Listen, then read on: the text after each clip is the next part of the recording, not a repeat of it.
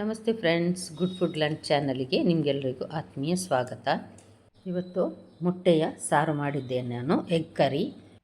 ಸರಿ, ಹಾಗಾದರೆ ಹೇಗೆ ಮಾಡೋದೆಂದು ನೋಡುವ. ನಾನಿಲ್ಲಿ ಒಂದು ಅರ್ಧ ಭಾಗ ಅಥವಾ 2 ಕಪ್ಪಿನಷ್ಟು ಫ್ರೆಶ್ ತೆಂಗಿನ ತುರಿಯನ್ನು ತೆಗೆದುಕೊಂಡಿದ್ದೇನೆ. ಒಂದು 2 ಗಿಡ್ಡ ಮೆಣಸು, 2 ಉದ್ದ ಮೆಣಸು, ಎಲ್ಲ ಮಸಾಲೆಯನ್ನು ನಾನು ರೋಸ್ಟ್ ಮಾಡಿದ್ದೇನೆ, ಡ್ರೈ ರೋಸ್ಟ್.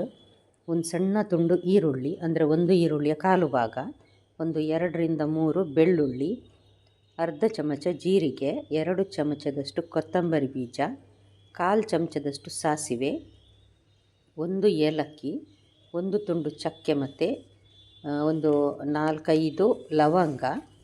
ಮಸಾಲೆ ಸಾಮಾನು ಎಲ್ಲ ನಾನು ಡ್ರೈ ರೋಸ್ಟ್ ಮಾಡಿದ್ದೇನೆ ನೋಡಿ. ಇಷ್ಟು ಮಸಾಲೆ ನಮಗೀಗ ಗ್ರೈಂಡ್ ಮಾಡಲಿಕ್ಕೆ ಬೇಕಾಗಿದೆ. ಎಲ್ಲ ಸಾಮಾನು ನೋಡಿ ಇದಕ್ಕೆ ಹಾಕ್ತಾ ಇದ್ದೇನೆ ನಾನು ಮೊದಲೇ ಎಲ್ಲ ಸಾಮಾನು ಹೆಚ್ಚಾಗಿ ಡ್ರೈ ರೋಸ್ಟ್ ಮಾಡಿ ಒಂದು ಡಬ್ಬದಲ್ಲಿ ಹಾಕಿ ಇಡ್ತೇನೆ ನಾನು. ಮೆಣಸು ಸಹ ಅಷ್ಟೇ ನೋಡಿ. ತೆಂಗಿನ ತುರಿ ಇದನ್ನು ಸಹ ಹಾಕಿ ಸ್ವಲ್ಪ, ಅಂದರೆ ಒಂದು ಲಿಂಬೆ ಹುಳಿಯ ಕಾಲು ಭಾಗದಷ್ಟು ಹುಳಿ, ಇದು ಸ್ವಲ್ಪ ಹುಳಿ ಸಾಕು. ಯಾಕಂದರೆ ಟೊಮೆಟೊ ಹಾಕ್ತೇವೆ ನಾವು, ಹಾಗಾಗಿ ಜಾಸ್ತಿ ಹುಳಿ ಹಾಕಿದರೆ ಅಷ್ಟು ರುಚಿ ಆಗೋದಿಲ್ಲ, ಹುಳಿ ಹುಳಿ ಆಗ್ತದೆ ಪದಾರ್ಥ. ಇದನ್ನೀಗ ನುಣ್ಣಗೆ ರುಬ್ಬಬೇಕು. ಗ್ರೈಂಡರಲ್ಲಿ ಆದರೆ ತುಂಬ ನುಣ್ಣಗಾಗ್ತದೆ, ಮಿಕ್ಸಿಯಲ್ಲಿ ಅಷ್ಟು ನುಣ್ಣಗಾಗೋದಿಲ್ಲ. ಇದನ್ನು ನೋಡಿ ಪದಾರ್ಥ ಮಾಡುವ ಪಾತ್ರೆಗೆ ನಾನೀಗ ಹಾಕ್ತಾ ಇದ್ದೇನೆ. ಇದಕ್ಕೆ ನಾವು ನೀರು ನೋಡಿ ಹಾಕ್ಕೊಳ್ಬಹುದು, ಅಡ್ಜಸ್ಟ್ ಮಾಡಿ. ತುಂಬ ನೀರಾದರೆ ಸಹ ಇದು ಚೆನ್ನಾಗಿರೋದಿಲ್ಲ, ಅದಕ್ಕೋಸ್ಕರ ಒಂದು ಅರ್ಧ ಲೋಟದಷ್ಟು ನೀರು ಹಾಕಿದ್ದೇನೆ. ರುಚಿಗೆ ತಕ್ಕಷ್ಟು ಉಪ್ಪು, ಅಂದರೆ ಸಾಧಾರಣ 1-1.5 ಟೇಬಲ್ ಸ್ಪೂನ್ನಷ್ಟು ಉಪ್ಪು ಹಾಕಿದ್ದೇನೆ ನಾನು. ಇದನ್ನೀಗ ಚೆನ್ನಾಗಿ ಕುದಿಲಿಕ್ಕೆ ಬಿಡಬೇಕು ನಾವು. ಒಂದು ದೊಡ್ಡ ಟೊಮೆಟೊ ಇದನ್ನು ಸಣ್ಣಗೆ ಕಟ್ ಮಾಡಿ ನಾನಿಲ್ಲಿ ಹಾಕಿದ್ದೇನೆ ನೋಡಿ. ಇಷ್ಟು ದೊಡ್ಡದಿದೆ. ನೀವಿನ್ನೂ ನನ್ನ ಚಾನಲ್ ಗುಡ್ ಫುಡ್ ಲ್ಯಾಂಡನ್ನು ಸಬ್ಸ್ಕ್ರೈಬ್ ಮಾಡಿಲ್ಲ ಅಂದರೆ ದಯವಿಟ್ಟು ಸಬ್ಸ್ಕ್ರೈಬ್ ಮಾಡಿ, ಹಾಗೂ ನಿಮ್ಗೆ ಇಷ್ಟ ಆದರೆ ಲೈಕ್ ಬಟನನ್ನು ಪ್ರೆಸ್ ಮಾಡಿ, ಮತ್ತು ಫ್ಯಾಮಿಲಿ ಫ್ರೆಂಡ್ಸಿಗೆ ಶೇರ್ ಮಾಡೋದನ್ನು ಮರಿಬೇಡಿ. ನಾನೀಗ ಮಸಾಲೆಯನ್ನು ಕುದಿಲಿಕ್ಕೆ ಇಟ್ಟಿದ್ದೇನೆ ನಾನು. ಚೆನ್ನಾಗಿ ಕುದಿಬೇಕು, ಹಸಿ ವಾಸನೆ ಹೋಗುವವರೆಗೆ ಮಸಾಲೆದ್ದು ಕುದಿಬೇಕದು. ನಂತರ ನಾವೀಗ ಮೊಟ್ಟೆ ಹಾಕಲಿಕ್ಕಿದೆ. ನಾನೊಂದು 6 ಮೊಟ್ಟೆ ಇಲ್ಲಿ ತೆಗೆದಿಟ್ಟಿದ್ದೇನೆ.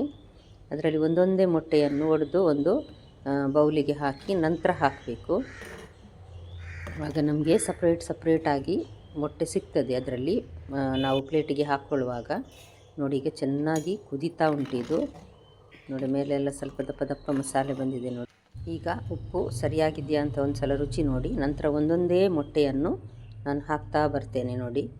ಒಂದು ಹಾಕಿದ್ದೇನೆ, ಈಗ ಅದರ ಪಕ್ಕದಲ್ಲಿ ಇನ್ನೊಂದನ್ನು ಹಾಕ್ತಾ ಇದ್ದೇನೆ. ಮೇಲೆ ಹಾಕಿದರೆ ಅದು ಒಂದಕ್ಕೊಂದು ಅಂಟಿರ್ತದೆ, ಮತ್ತು ಕಟ್ ಮಾಡಬೇಕಾಗ್ತದೆ ನಾವು. ಇದಾದರೆ ದೂರ ಹಾಕಿದರೆ ನಮಗೆ ತೆಗೆಯುವಾಗ ಒಂದೊಂದೇ ಮೊಟ್ಟೆ ಸಪ್ರೇಟಾಗಿ ಸಿಗ್ತದೆ. 6 ಮೊಟ್ಟೆಯನ್ನು ಸಹ ನಾನು ಇದೇ ರೀತಿ ಹಾಕಿದ್ದೇನೆ ನೋಡಿ. ಇದನ್ನೀಗ ನಾವು ಮೆಲ್ಲ ಉರಿಯಲ್ಲಿ ಕುದೀಲಿಕ್ಕೆ ಇಡಬೇಕು. ಸೌಟು ಹಾಕಲಿಕ್ಕಿಲ್ಲ. ಸ್ವಲ್ಪ ಪಾತ್ರೆಯನ್ನು ಈ ರೀತಿ ತಿರುಗಿಸಿ ನಂತರ ಮುಚ್ಚಳ ಮುಚ್ಚಿ ಒಂದು 2 ನಿಮಿಷ ಮೆಲ್ಲ ಉರಿಯಲ್ಲಿಯೇ ಇದನ್ನು ಕುದೀಲಿಕ್ಕೆ ಬಿಡಬೇಕು. ಮಣ್ಣಿನ ಪಾತ್ರೆ ಆದರೆ ಅಷ್ಟು ತಳ ಹಿಡಿಯುವುದಿಲ್ಲ. ಕೆಲವು ಸಲ ಈ ಸ್ಟೀಲಲ್ಲೆಲ್ಲ ಆದರೆ ಮೊಟ್ಟೆ ಅಡಿ ತಳ ಹಿಡಿತದೆ, ಆಗ ಸ್ವಲ್ಪ ಚೆಕ್ ಮಾಡಿ ನೋಡಬೇಕು ನೋಡಿ ಈ ರೀತಿ. ಆದರೆ ಇದು ತಿನ್ನಲಿಕ್ಕೆ ತುಂಬ ರುಚಿ ಆಗ್ತದೆ ಈ ರೀತಿಯ ಮೊಟ್ಟೆ ಕರಿ. ಖಂಡಿತ ಒಮ್ಮೆ ನೀವು ಸಹ ಟ್ರೈ ಮಾಡಿ ನೋಡಿ ಫ್ರೆಂಡ್ಸ್. ಚೆನ್ನಾಗಿ ಒಂದು ಸಲ ಕುದಿಬೇಕಿದು.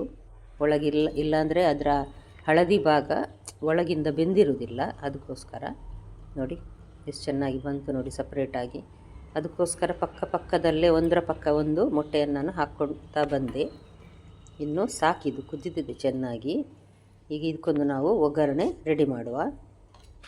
ಒಂದು ಸಣ್ಣ ಬಾಣಲೆಗೆ ನಾನಿಲ್ಲಿ 2 ಟೇಬಲ್ ಸ್ಪೂನ್ನಷ್ಟು ಎಣ್ಣೆ ಹಾಕ್ತೇನೆ. ತೆಂಗಿನ ಎಣ್ಣೆ ಹಾಕಿದ್ದೇನೆ ನಾನು. ಮತ್ತು 1 ಚಮಚದಷ್ಟು ಸಾಸಿವೆ ನೋಡಿ ಈಗ ಸಿಡಿತಾ ಉಂಟು. ಆಗ ನಾನು 1 ಈರುಳ್ಳಿಯ ಕಾಲು ಭಾಗದಷ್ಟು ತೆಳುವಾಗಿ ಕಟ್ ಮಾಡಿ ಈಗ ನೋಡಿ ಇದಕ್ಕೆ ಹಾಕ್ತಾ ಇದ್ದೇನೆ. ಮತ್ತು ಒಂದು 3-4 ಬೆಳ್ಳುಳ್ಳಿಯನ್ನು ಜಜ್ಜಿ ಹಾಕ್ತಾ ಇದ್ದೇನೆ ನೋಡಿ. ಇದು ದೊಡ್ಡ ಗಾತ್ರದ ಬೆಳ್ಳುಳ್ಳಿ, ಹಾಗೆ ಅದನ್ನು ಜಜ್ಜಿ ನಾನು ಇದಕ್ಕೆ ಹಾಕ್ತಾ ಇದ್ದೇನೆ. ಒಳ್ಳೆ ಗೋಲ್ಡನ್ ಬಣ್ಣ, ಅಂದರೆ ಸ್ವಲ್ಪ ಕೆಂಪಾಗಬೇಕು, ಒಳ್ಳೆ ಗೋಲ್ಡನ್ ಬ್ರೌನ್ ಆಗಬೇಕು ನೋಡಿ. ಈ ರೀತಿ ಆದ್ರೇ ಒಳ್ಳೆ ಎಕ್ಸ್ಟ್ರಾ ಟೇಸ್ಟ್ ಕೊಡುವುದು ಇದು, ಅದಕ್ಕೋಸ್ಕರ. ಈಗ ನಾನು ಇದಕ್ಕೆ ಒಂದು 2-3 ಎಸಳು ಕರಿಬೇವನ್ನು ಹಾಕ್ತಾ ಇದ್ದೇನೆ. ಕರಿಬೇವು ಒಳ್ಳೆ ಫ್ರೈ ಆದ ಕೂಡಲೇ ನಂತರ ಇದನ್ನು ತೆಗೆದೀಗ ನಾವು ಮೊಟ್ಟೆಯ ಪದಾರ್ಥಕ್ಕೆ ಹಾಕುವ. ಒಗ್ಗರಣೆ ನೋಡಿ ರೆಡಿ ಆಯಿತು. ಚೆನ್ನಾಗಿ ಕಲರ್ ಬಂದಿದೆ ಅಲ್ಲ ನೋಡಿ. ನಾನು ಆಫ್ ಮಾಡಿದ್ದೇನೆ, ಅಂದರೆ ಬಿಸಿ ಇರ್ತದೆ ಅದು ಮಣ್ಣಿನ ಪಾತ್ರೆ ನೋಡಿ, ಹಾಗೆ ಒಂದು ಸಲ ಮೆಲ್ಲ ಮಿಕ್ಸ್ ಮಾಡಿ ಇದನ್ನು ನಂತರ ಸರ್ವ್ ಮಾಡ್ಬೋದು. ಅನ್ನದ ಜೊತೆ, ಚಪಾತಿ, ದೋಸೆಯ ಜೊತೆ ತುಂಬ ಒಳ್ಳೆಯದಾಗ್ತದೆ. ಖಂಡಿತ ನಿಮ್ಮ ಮನೆಯಲ್ಲಿ ಒಂದು ಸಲ ಟ್ರೈ ಮಾಡಿ ನೋಡಿ ಫ್ರೆಂಡ್ಸ್. ಹಾಗೆಯೇ ಲೈಕ್ ಬಟನನ್ನು ಪ್ರೆಸ್ ಮಾಡೋದನ್ನು ಮರಿಬೇಡಿ. ನಾಳೆ ಇನ್ನೊಂದು ಹೊಸ ರೆಸಿಪಿಯೊಂದಿಗೆ ನಿಮ್ಮನ್ನು ಮತ್ತೆ ಭೇಟಿ ಆಗ್ತೇನೆ. ನೋಡಿದ ಎಲ್ಲ ವೀಕ್ಷಕರಿಗೆ ಧನ್ಯವಾದ.